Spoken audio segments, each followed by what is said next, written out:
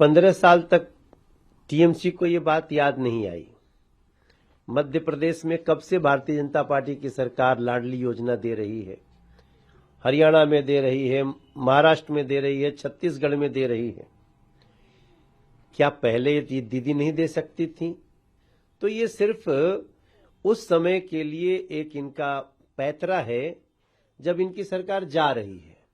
अभी एक opinion poll के अनुसार मैं देख रहा था कि पश्चिम बंगाल में 178 सीट भारतीय जनता पार्टी को आज की डेट में आ रही है।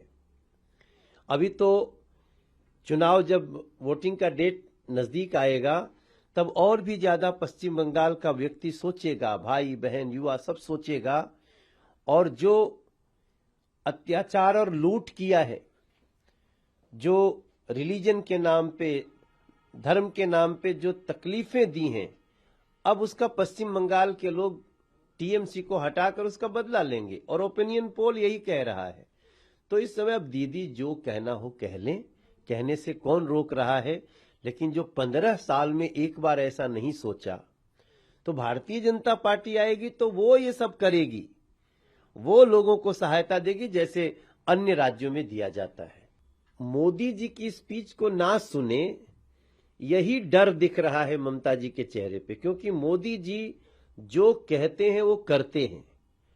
और मोदी जी ने कहा है कि अब अत्याचार का अंत होगा, बीजेपी की एनडीए की सरकार बनेगी और हम पश्चिम बंगाल को उसका हक देंगे। हर व्यक्ति बड़े ही बिना भय के और गर्व से पश्चिम बंगाल में ease of living, ease of doing और पश्चिम बंगाल की अस्मिता को आगे बढ़ाएंगे। वो कार्य नरेंद्र मोदी जी समझाएंगे, उसको सुनने नहीं देना चाहती हैं। अब सच्चाई ये है कि पश्चिम बंगाल में मां भी रो रही है, माटी भी रो रहा है, मानुष भी रो रहा है, और टीएमसी सरकार का अब खात्मा हो रहा है।